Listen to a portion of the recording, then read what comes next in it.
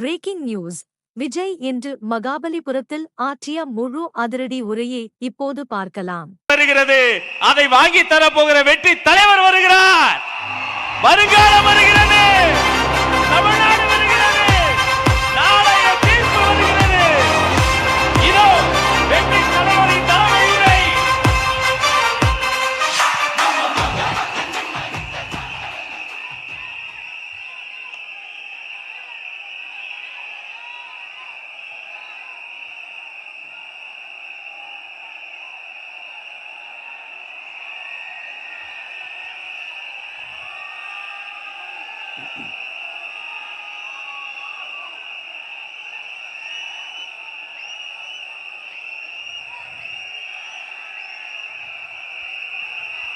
நம்மளுடைய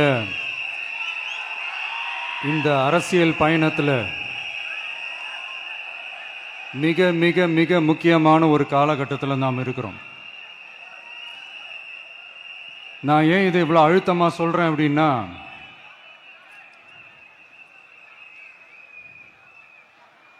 ஏதோ அழுத்தம் இருக்குமோன்னு நினைக்கிறீங்களோ? அழுத்தமா நமக்கா?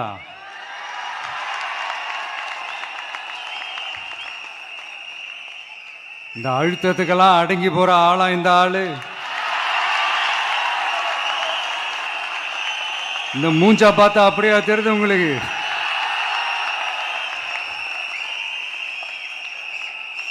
அதனால அப்படியெல்லாம் நடக்காது. அதுவும் முக்கியமா நம்ம கிட்ட அதெல்லாம் நடக்கவே நடக்காது. ஆனா அழுத்தம் இருக்குதான்னு கேட்டீங்கன்னா இருக்குது. அது நான் இல்லைன்னு சொல்ல வரல. நமக்கு இல்ல, மக்களுக்கு. தமிழ்நாட்டை இதுக்கு முன்னாடி ஆண்டவங்களும் சரி பாஜகவுக்கு அடிமையா தான் இருந்திருக்கிறாங்க. ஸோ அவங்கள நம்பியும் ஒரு பிரயோஜனமும் இல்லை. இப்ப ஆண்டுகிட்டு இருக்கிற இந்த திமுக அரசாச்சும் நமக்கு ஏதாவது செய்வாங்கன்னு பார்த்தா இவங்களும் அவங்கள மாதிரியே தான். இன்னும் சொல்ல போனா ஒரு படி மேல, இன்னும் மோசம். அவங்களாச்சும் நேரடியா சரண்டர் ஆகி இருப்பாங்க, இவங்க மறைமுகமா சரண்டர் ஆகி இருக்கிறாங்க. அவ்வளவுதான் வித்தியாசம்.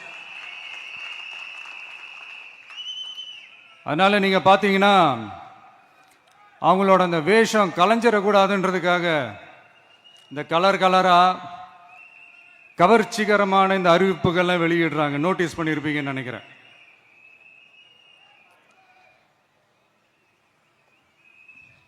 அதனால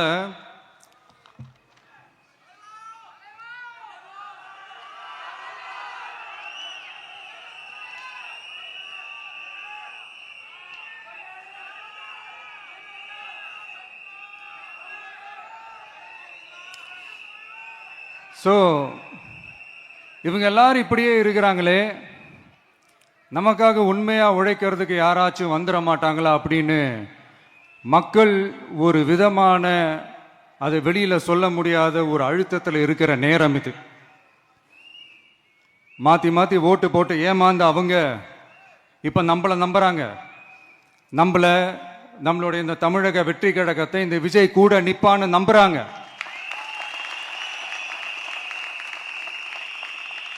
நம்மள நம்புறவங்களுக்காக நாம நம்பிக்கையோடு இருக்கணும்ல.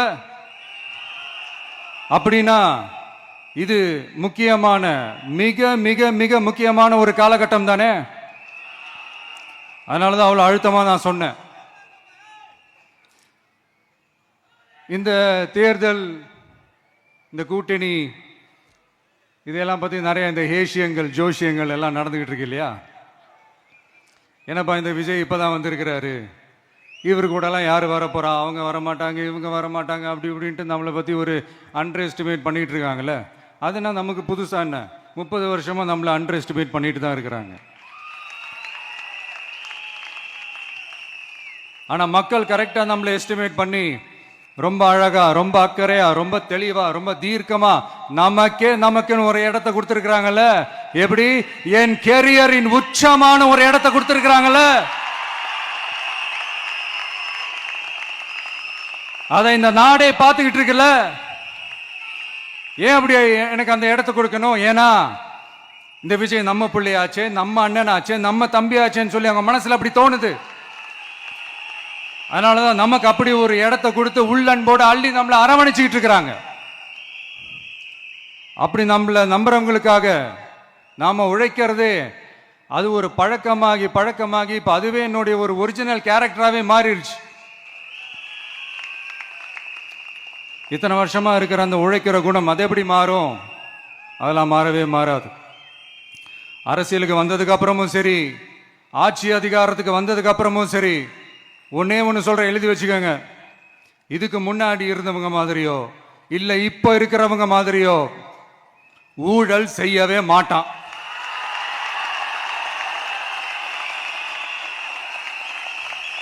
ஒரு பைசா தொட மாட்டான். எனக்கு அது அவசியமே இல்லை. புரியுதுங்களா உங்களுக்கு? எனக்கு அதை தொட வேண்டிய அவசியமே இல்லை.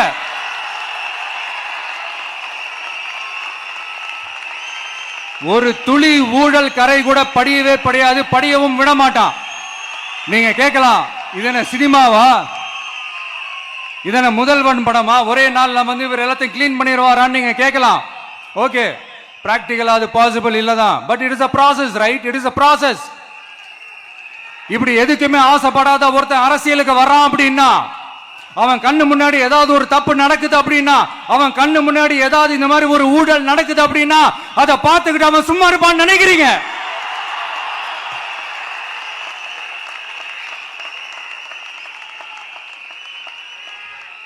அதனால இந்த தீய சக்தியா இருக்கட்டும், இந்த ஊழல் சக்தியா இருக்கட்டும், ரெண்டு பேரும் தமிழ்நாட்டை ஆண்டவே கூடாது.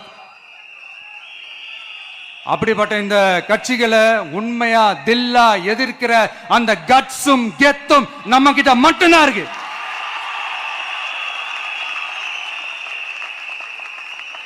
அதனால நீங்க என்ன சூழ்ச்சி நம்ம மேல பண்ணாலும், என்ன அழுத்தம் நீங்க கொடுத்தாலும், இந்த அடங்கி போறதுக்கோ, இந்த அண்டி பொழைக்கிறதுக்கோ, இல்ல இந்த அடிமையா இருக்கிறதுக்கால நாம அரசியலுக்கு வரல.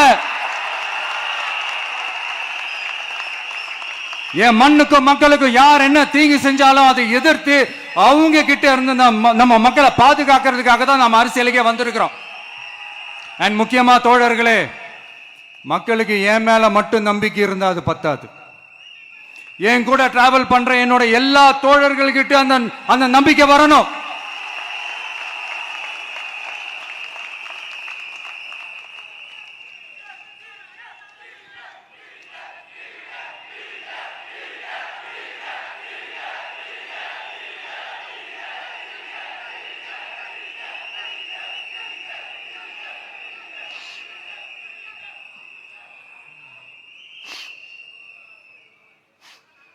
அந்த நம்பிக்கை இல்லைன்னு நான் சொல்ல வரல, இருக்குது. ஆனா அதை தொடர்ந்து இருக்கிற மாதிரி நீங்க எல்லாம் நடந்துக்கணும்.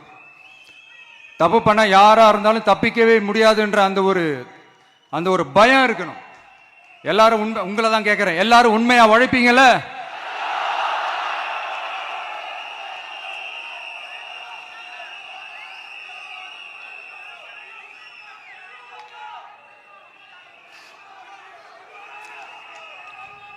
யாருக்காகவும் எதுக்காகவும் நம்மளோட அரசியல காம்ப்ரமைஸ் பண்ணிக்கவே கூடாது. செய்வீங்கல்ல?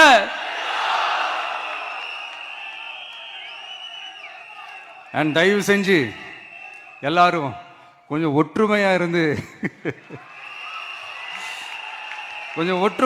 சேர்ந்து உழைச்சி ஜெயிப்பீங்கல்ல? சரி, நமக்காக நம்ம மக்கள் கண்டிப்பா ஓட்டு போட்டு ஜெயிக்க வைப்பாங்க, அதுல எந்த மாற்று கருத்துமே கிடையாது. அப்படி ஜெயிக்கிறதுக்காக நாம் என்ன செய்ய போறோம்? மக்களிடம்னு செல்னு அறிஞர் அண்ணா அவர்கள் சொன்னதை ரொம்ப டீப்பா சின்சியரா அடாப்ட் பண்றதோட மட்டும் இல்லாம நம்மளோட அரசியல்ல அதை செயல்படுத்தணும். அதுதான் முக்கியம். ஏன்னா இப்ப அரசியல் இருக்கிறவங்க அண்ணாவை மறந்துட்டாங்க. அண்ணா ஆரம்பிச்ச கட்சியும் அண்ணாவை மறந்து சுயநலமா மாதிரி பல வருஷம் ஆச்சு. அண்ணா பேர்ல இருக்கிற கட்சியும் அவரை மறந்து பல வருஷம் ஆச்சு. ஆனா நாம அவரை மறந்துடக்கூடாது. மக்கள் கிட்ட போகணும், மக்களோட மக்களாவே இருக்கணும், மக்களுக்காகவே இருக்கணும். அதுக்காக நாம என்ன செய்ய போறோம், என்னெல்லாம் செய்ய போறோம், அதுக்காக தான் இந்த மீட்டிங். ஆரம்பிக்கலாமா? இந்த ரெண்டு கட்சிகள், ஆண்டு கட்சியா இருக்கட்டும், இப்ப ஆள்ற கட்சியா இருக்கட்டும், அவங்கள பொறுத்த வரைக்கும் பூத்துனா என்ன தெரியும்ல? அவங்கள பொறுத்த வரைக்கும் பூத்துனா கள்ள ஓட்டு போடுற இடம். ஆனா நமக்கு, நம்ம டிவிகேவுக்கு அது ஒரு ஜனநாயக கூடம். அங்க ஜனநாயகம் திருடுறாம நம்ம பார்த்துக்கணும். ஒவ்வொரு ஓட்டையும் நம்ம பாதுகாக்கணும். எப்படி பாதுகாக்கிறது? ஒவ்வொரு வீட்டில் இருக்கிற ஒவ்வொரு ஓட்டும் நமக்கு தானே ஃபர்ஸ்ட் கன்ஃபார்ம் பண்ணுங்க. எனக்கு தெரிஞ்சு தமிழ்நாட்டில் ஒரு 2-2.25 கோடி ரேஷன் கார்டுகள் இருக்கும்னு நினைக்கிறேன். அவங்க எல்லாரும் வேற வேற எந்தெந்த கட்சியில இருந்தாலும் கட்சி வேறுபாடு எல்லாத்தையும் தாண்டி இந்த விஜய் அவங்க வீட்டில் ஒருத்தனா வாழ்ந்துட்டு இருக்கான். அவங்க குடும்பத்தில் ஒருத்தனா பார்த்துக்கிட்டு இருக்கிறாங்க. அதனால இந்த கட்சி கிச்சி எல்லாத்தையும் தாண்டி இந்த விஜய் கூட கூட நிக்கணும்னு முடிவு பண்ணிட்டாங்க. அதனால அப்படி முடிவு பண்ண அவங்கள பாதுகாப்பா பூத்துக்கு கூட்டிட்டு வாங்க. நம்மளோட இந்த விசில் சின்னத்துக்கு ஓட்டு போட வைங்க.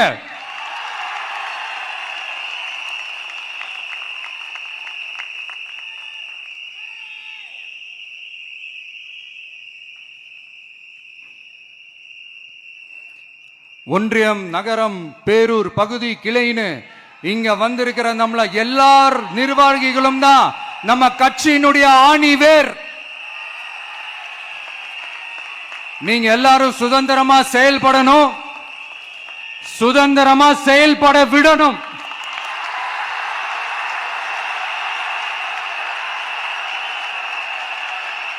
நீங்க ஒவ்வொருத்தரும் எனக்கு முக்கியம்.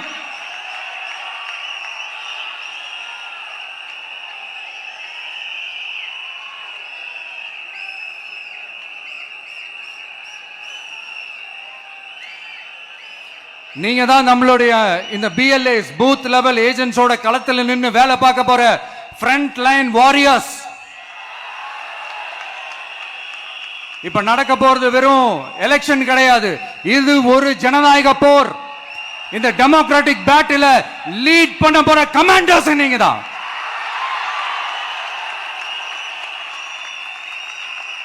நான் ஏன் இது எவ்வளவு ஸ்ட்ரெஸ் பண்ணி சொல்றேன் அப்படின்னா,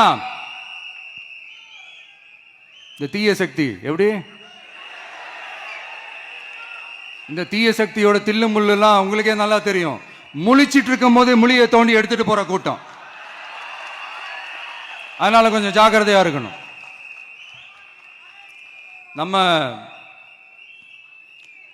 எலெக்ஷனுக்கு இன்னும் 3 மாசம் தான் இருக்குது, அவ்வளவு கூட இல்லைன்னு நினைக்கிறேன். இந்த 3 மாசத்துல நீங்க செய்ய போற அந்த களப்பணியில தான் நம்மளுடைய வெற்றியே இருக்குது. உங்களுக்கு இந்த விஜய் பிடிக்கும்ன்றது உண்மைனா, சத்தியம்னா உங்களோட உழைப்புல அதை காட்டுங்க.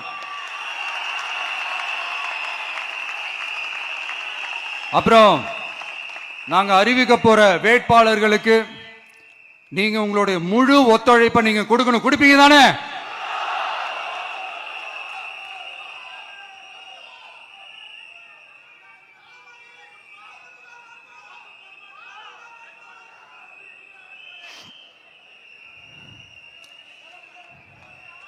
உங்க எல்லாரையும் ஒரு எனர்ஜைஸ் பண்ற மாதிரி உண்மையா நடந்த ஒரு கதை ஒன்று சொல்றேன்.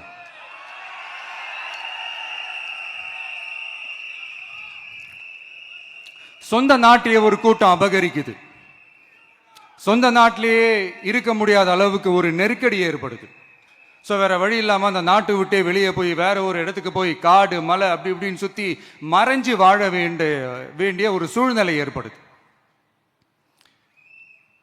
என்னடா இப்படியே ஓடிக்கிட்டு இருக்குமேன்னு சொல்லிட்டு தன்னோட நட்பு சக்திங்க கிட்ட பேசி ஒரு பெரும் படையை திரட்டிக்கிட்டு அதிரடியா ஒரு போரை நடத்தி அந்த நாட்டையே திருப்ப மீட்டு எடுத்தது யார் தெரியுமா? நம்ம கொள்கை தலைவர்களை ஒருத்தரான ராணி வேலு நாச்சியார் அவர்கள் தான். அவங்களுக்கு அந்த நட்பு சக்தியா கூட இருந்து உழைச்சது சின்ன மருது, பெரிய மருது, சையது, கார்கின்னு சொல்லிட்டு அந்த 3 பேரும் தான். ஆங்கிலேயர் படை, ஆற்காட்டு படை மாதிரி அந்த 2 பெரும் படையை அடிச்சு துவம்சம் பண்ணிட்டு அந்த நாட்டையை திருப்பி மீட்டு எடுத்தது வேலு நாச்சியார். அன்னைக்கு இருந்த ஆங்கிலேயர் படை, ஆற்காட்டு படை மாதிரி இன்னைக்கு என்னென்ன படை இருக்குதுன்னு உங்க எல்லாருக்குமே நல்லா தெரியும். அதனால அந்த 2 படை மட்டும் இல்ல, இன்னும் எத்தனை படை வந்தாலும் எதிர்த்து நின்று ஃபேஸ் பண்றதுக்கு ஒரு நல்ல தலைமையும் இத்தனை சக்திகள் என் கூட இருக்கும் போது, இத்தனை சின்ன மருது, இத்தனை பெரிய மருது, இத்தனை சையது, கார்கிகள் என் கூட இருக்கும் போது நம்ம நாட்டை நம்மளால மீட்டெடுக்க முடியாதான?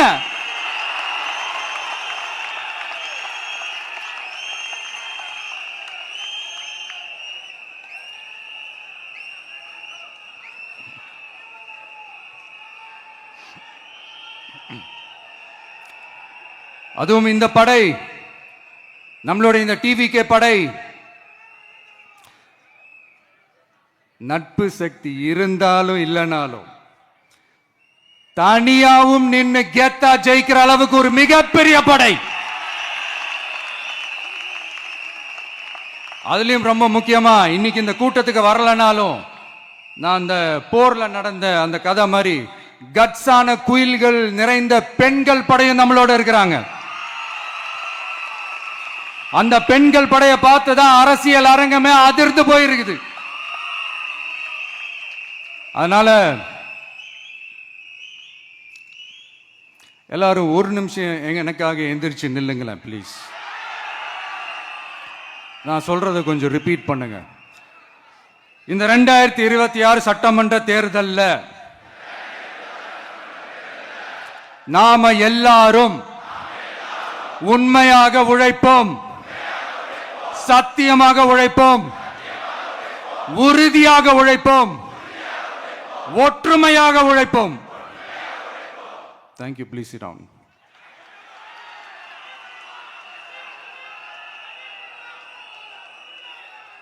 உங்களோட இந்த வார்த்தையை நான் மனப்பூர்வமா நம்புறேன்.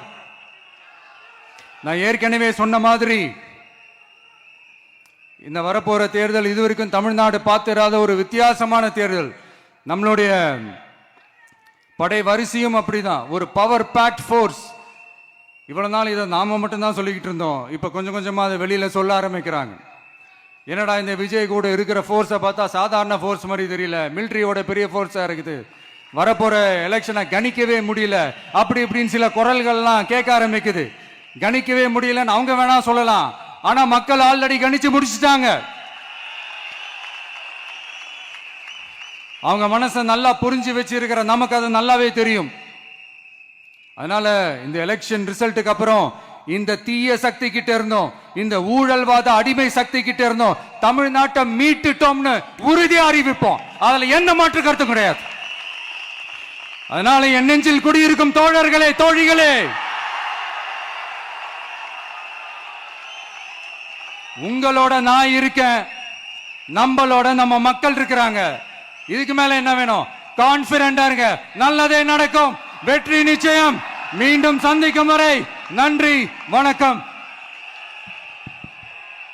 தமிழக வெற்றி கழகத்தின் வெற்றி தலைவர், தர்மத்தாயின் தவ புதல்வன், தலைவரின் பொற்கரங்களால் please sir, please sir.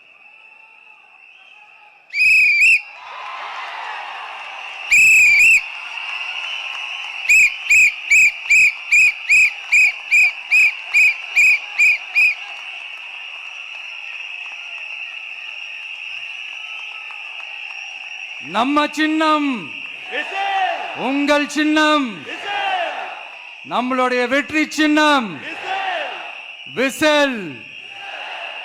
Cup முக்கியம் பகிலே.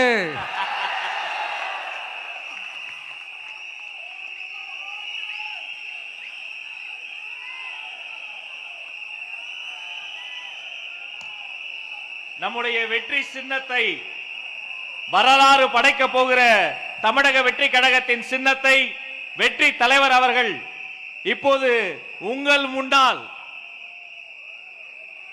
இதோ அறிமுகம் செய்கிறார்.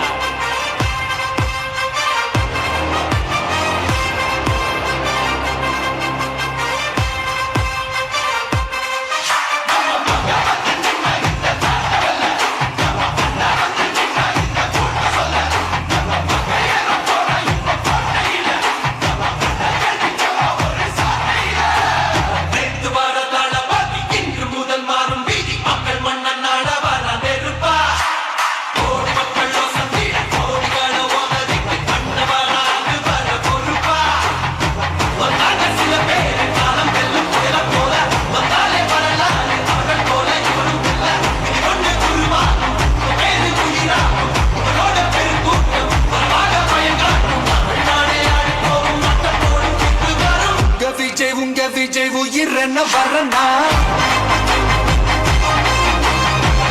விஜய் உங்க விஜய் எளியவன் குரல் தான். அதே போல சின்னத்தை மட்டுமல்ல, நம்முடைய நச்சினை, லட்சியத்தை வெல்ல போகிற லோகோ நச்சினையை வெற்றி தலைவர் இதோ அறிமுகம் வீட்டுக்கு வீடு, வீதிக்கு வீதி, ஊர் முழுக்க உலகம் முழுக்க புதிய சரித்திரம் படைக்க போகிற தமிழக வெற்றி கழகத்தினுடைய தேர்தல் பரப்புரை லட்சினை வெற்றி சின்னம் விசையோடு இதோ.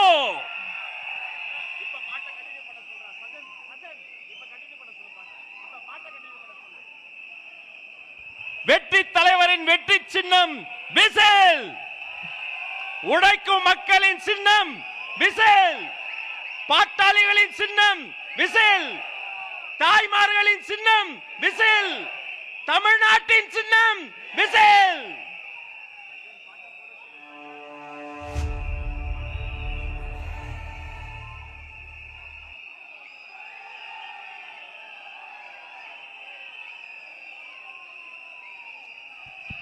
இந்த லோகோ லட்சணையை ஆதாரமாக கொண்டு வீட்டுக்கு வீடு நம்முடைய கேம்பெயின் பரப்புரை துவங்குகிறது என்பதை நெஞ்சார்ந்த மகிழ்ச்சியோடு உங்களோடு பகிர்ந்து கொள்கிறோம். இனி வீட்டுக்கு வீடு விசில்.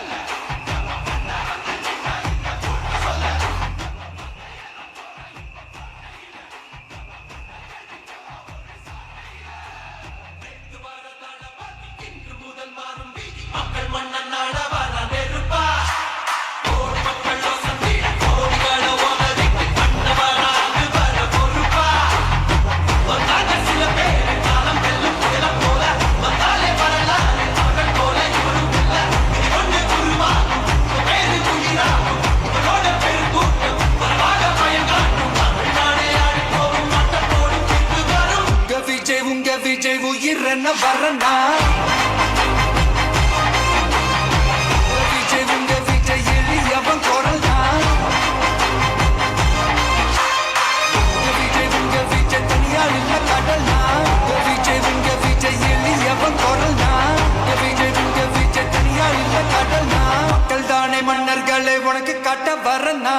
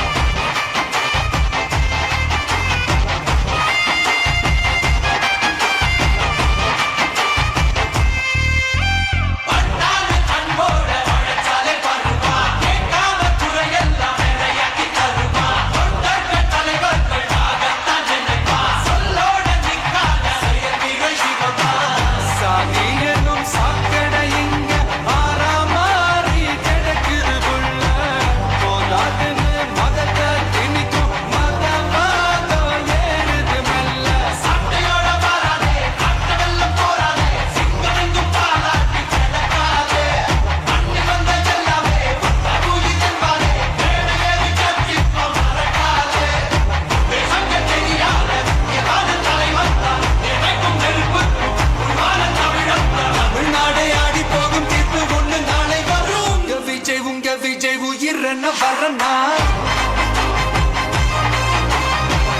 விஜய் உங்க விஜய் எளியவன் குரல்னா விஜய் உங்க விஜய் தனியார் இல்ல கடல்னா விஜய் உங்க விஜய் எளியவன் குரல்னா விஜய் உங்க விஜய் தனியார் இல்ல கடல்னா மக்கள் தானே மன்னர்களை உனக்கு காட்ட வரனா